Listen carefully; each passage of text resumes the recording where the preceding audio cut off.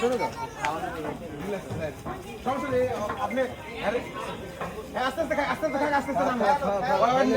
নামবো গাছটা নিয়ে দিয়ে সামনে খাই নামবো নিজে নিজে নামবো প্যারা দিন না প্যারা দিলে জ্বালাই পড়ে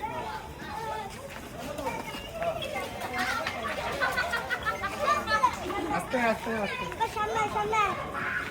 আয়